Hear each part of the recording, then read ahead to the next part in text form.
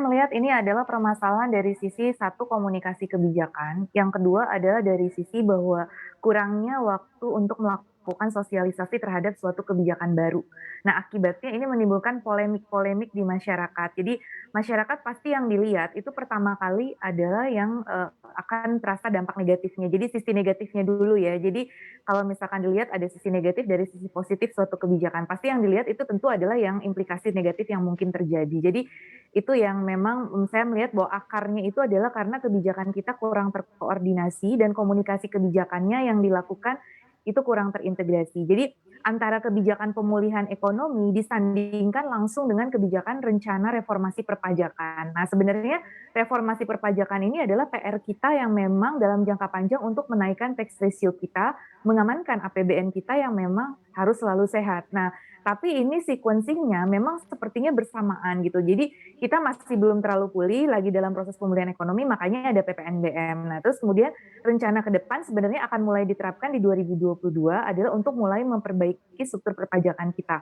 Nah, itulah kemudian menjadi mix ya. Nah, itulah yang kemudian dikontraskan oleh masyarakat. Jadi apa namanya, sequencing dari komunikasi kebijakannya yang saya rasa perlu diperbaiki. Jadi sebetulnya maksud dari pemerintah itu adalah bagus untuk reformasi perpajakan, tapi di sisi yang lain berbicaranya adalah sekarang ketika itu sedang dalam membicarakan pemulihan ekonomi. Nah, masyarakat kemudian jadi bingung, yang tidak terlibat di dalam proses kebijakan tersebut menjadi bingung loh. Oh, ini ada dua kebijakan yang kontradiktif. Di satu sisi PPNBM dibebaskan, di sisi lain ini PPN mau dinaikkan rencananya untuk sejumlah barang yang tadinya dikecualikan. Nah, ini jadi di situ ada mix gitu loh. Nah, ini yang perlu kita carikan jalan tengahnya. Masing-masing tuh punya alasan ya untuk melakukan, masyarakat punya alasan, nah dari sisi government juga. Nah, tapi bagaimana win-win solution di antara keduanya itu yang saya rasa perlu dibicarakan dan didiskusikan secara komprehensif begitu. Jadi, Anda melihat ada urgensinya untuk reformasi perpajakan ini? Betul.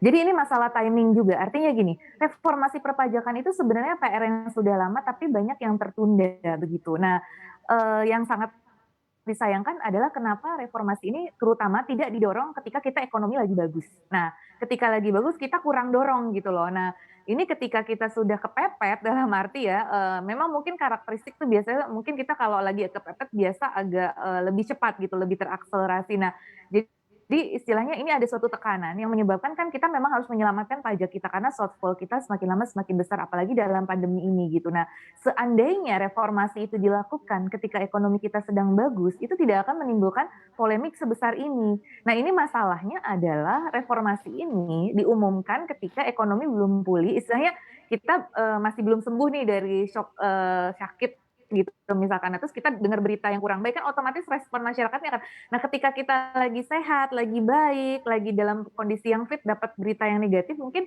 kita akan lebih sedikit melihat dari kacamata positif negatifnya. Nah, itu jadi masalah sequencing dan timing dari pengumuman kebijakan. Nah, kemudian seharusnya juga kajian dari reformasi ini juga harusnya lebih disosialisasikan lagi dan lebih dalam. Jadi artinya masyarakat tuh bisa lebih aware gitu. Kenapa sih memahami gitu kondisi pemerintah dengan tax ratio kita yang semakin turun, itu sehingga dibutuhkan basis pajak yang lebih baik. Seiring dengan banyaknya fasilitas-fasilitas sosial safety net yang dirasakan oleh masyarakat, ya mau nggak mau sisi financing pembiayaan perpajakannya sendiri memang harus menopang. Nah, itu kesadaran bagaimana pajak itu untuk pembangunan, nah yang akhirnya dirasakan dari kita, oleh kita, dan untuk kita. Nah, itu harus disosialisasikan secara publik dulu sehingga masyarakat, jadi sebenarnya ini memang dalam proses diskusi dengan DPR, tapi ini udah terlanjur istilahnya quote unquote mungkin tersebar di media, padahal ini sebenarnya masih di internal pemerintah dengan DPR sendiri, tapi kemudian itu sudah menyebar sehingga istilahnya ini belum matang, kemudian sudah tersebar karena mungkin kan sekarang memang pengaruh dari media sosial tuh begitu cepat. Ini sudah tersebar ya, walaupun di pemerintah sendiri sebenarnya ini masih dibahas, belum final. Nah, kemudian polemiknya sudah muncul gitu loh. Nah, ini yang perlu kita perbaiki sebagai lesson learned ke depan gitu. Untuk informasi lebih lengkap dan berita terkait, jangan lupa klik link di deskripsi. Install juga aplikasi CNBC Indonesia di App Store maupun di Play Store dan please subscribe ya guys.